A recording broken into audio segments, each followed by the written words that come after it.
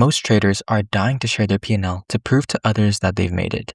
But I've outlasted 90% of traders by doing the opposite. I'll be explaining why sharing your P&L keeps you inconsistent and what you should be doing instead. Everyone wants to become profitable, but you can only become profitable once you are trading in a profitable manner. The only things you have control over is how much you're risking, the strategy you're using, and how you manage your emotions in real time. And what you can't control is how much money you actually make. So whenever you may feel the urge to share how much money you've made in a single day or a single week or month, just know that that is a red flag because it shows that you aren't focused on the process. You're focused on the short-term results or the P&L. There was a time when I was trading on a prop firm known as TopStep. It was the very first account that I bought. I invested, I think, about $100, and I was able to turn that into $1,800. This was so symbolic to me at the time because I felt as though by taking out the payout, it means that I've made it. And this was because I now have proof that I can take a payout and that I am profitable. And alongside this, it means that I can take that $1,800 and invest it in more evaluations. And so I went back to TopStep and took that $1,800 payout and invested it into more evaluation accounts, and not just the 50K accounts, but the 150K accounts, which are, I think, around 3 times more expensive than the standard 50K accounts. At the time, these 150K accounts total up to, I think, around $500 to $700 per set of evaluation accounts. And in hindsight, this was more than I could handle. So what happened from here? Did I follow my plan?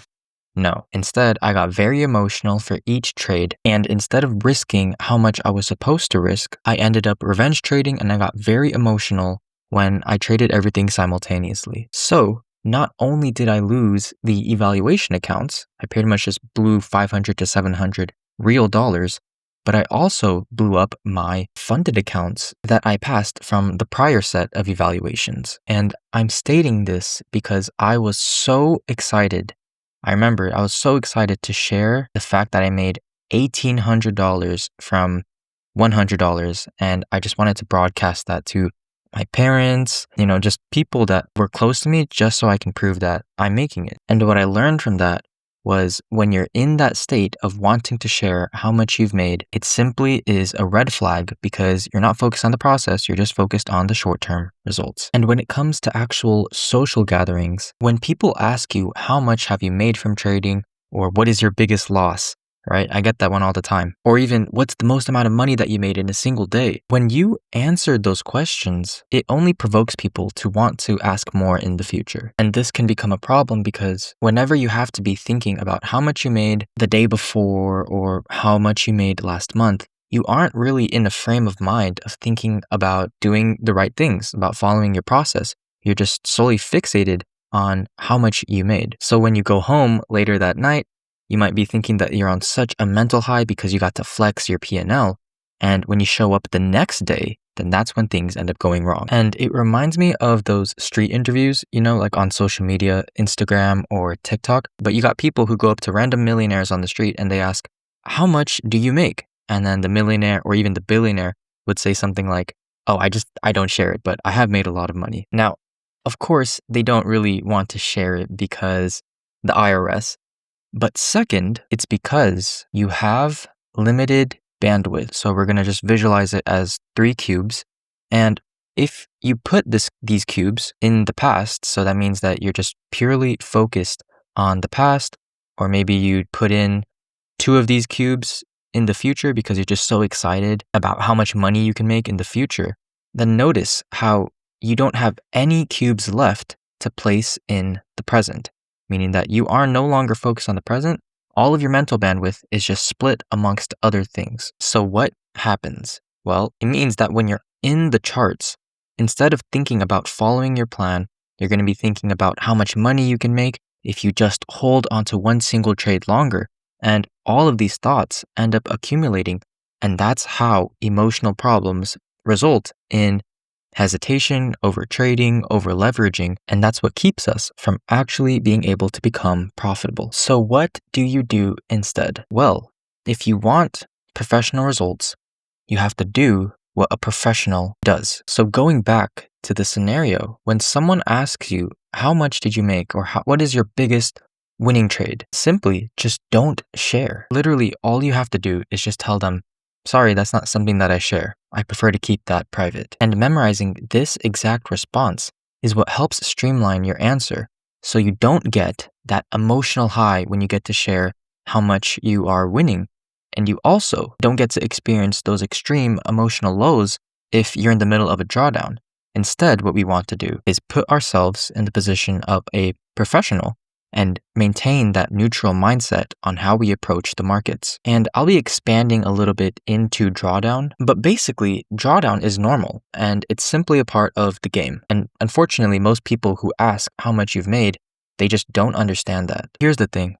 If you're a truthful person and you try not to overestimate or underestimate how much you make, when you share how much you lose, you're just gonna feel like shit. Even as someone who has traded for 5 years, taking losses still sucks. And blowing accounts, which is part of the prop firm game, still sucks. So therefore, in any case, it's simply just better to not share how much you made or how much you lost because, again, you want to keep things in a very neutral state of mind. The only time where it may be beneficial to share how much you've made is maybe if you're working with me, where I need to know how much capital you have so I can, tell you how much you should be risking per trade or tell you when you should be investing in more accounts, etc. But aside from that, there's almost no reason whatsoever to share your P&L. The second thing that I recommend doing is to not necessarily look super in-depth into your monthly or daily P&L, but rather you should be tracking your returns. So what does this mean? It means your R multiple. If today someone walked up to me and asked me, how much did you make last month?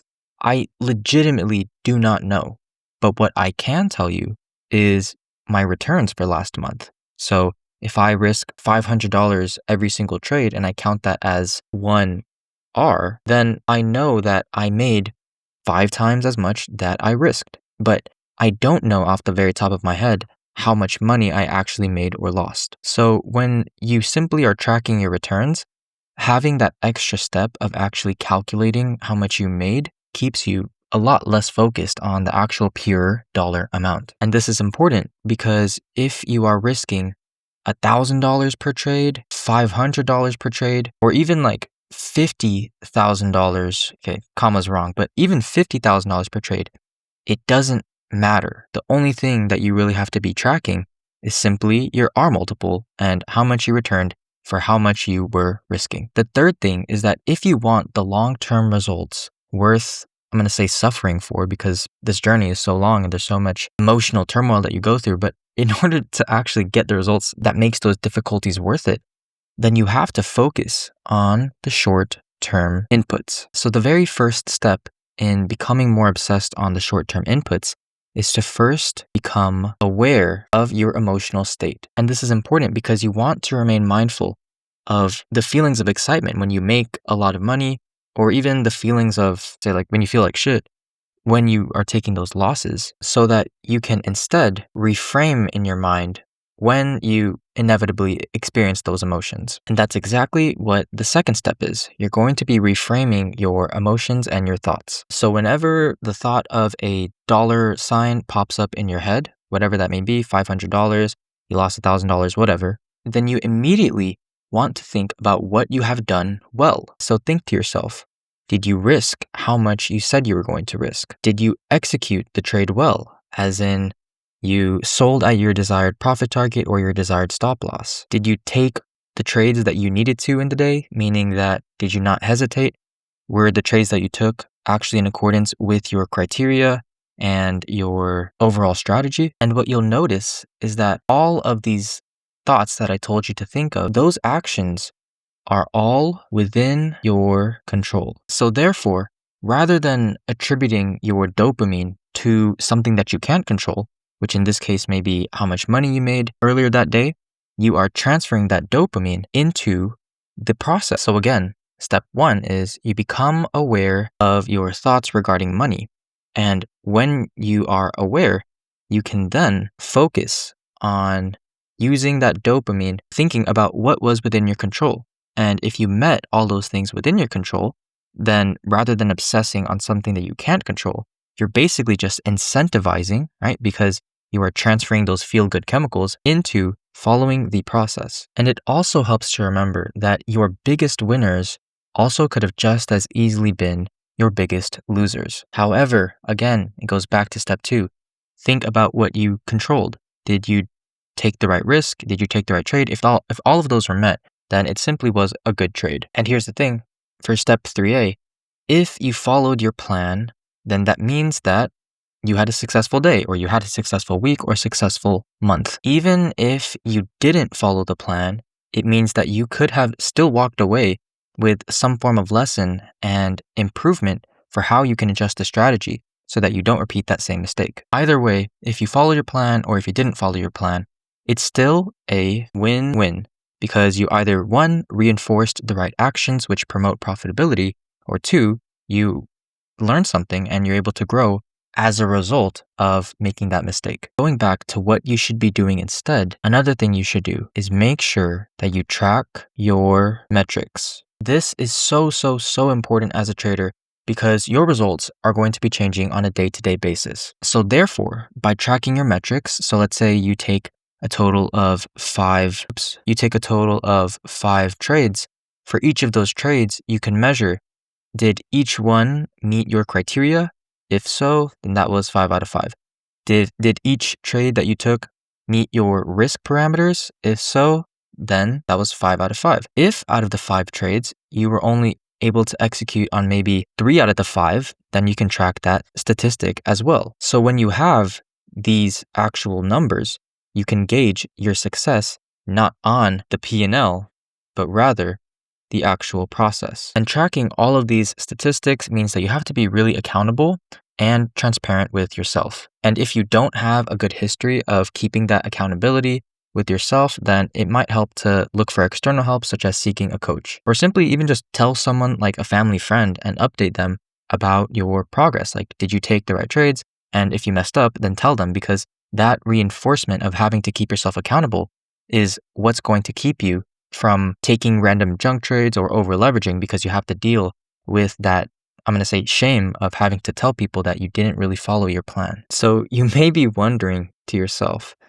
does this mean that I never get to be happy about my P&L? And the answer is yes, you never get to be happy about your P&L. However, in all seriousness, the sooner you're able to base your success on following the process, the quicker your P&L or your account is actually going to compound. And if this doesn't sound appealing to you because you'd much rather flex your P&L to your friends and family, then, quite literally ask yourself, why do you even trade in the first place? Like, are you trading because do you want the short-term validation? Are you trading because you want the short-term highs of dopamine whenever you get to make money or lose money? Or is it so you can provide for yourself and your loved ones? And trust me, the fulfillment that you get from walking away from the charts, feeling good about yourself because you followed your plan, that fulfillment is, 10 times or 20 times better than the feeling of dopamine that you get from being able to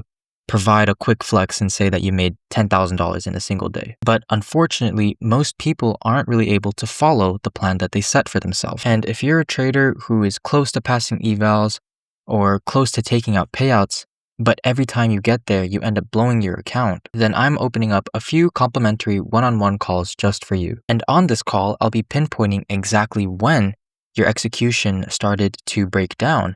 And I'll also be sharing with you what you should be doing instead so that you can become consistent. And this isn't for beginners or for people looking to get shortcuts. This is for traders who are serious about becoming profitable and consistent and want to refine their edge. The call will be 30 minutes and it's completely free. The catch is I only do 3 of these calls per week because I'm the one who's personally doing them. And once those slots are filled, then you'll have to wait until next week. Worst case, you waste 30 minutes that you would have spent scrolling on TikTok or Instagram. Best case, you end up finding out something that allows you to become profitable and actually start taking those payouts. So if you're tired of getting close and then having to reset your account, then don't wait until it happens again. Book a call below before the slots are gone.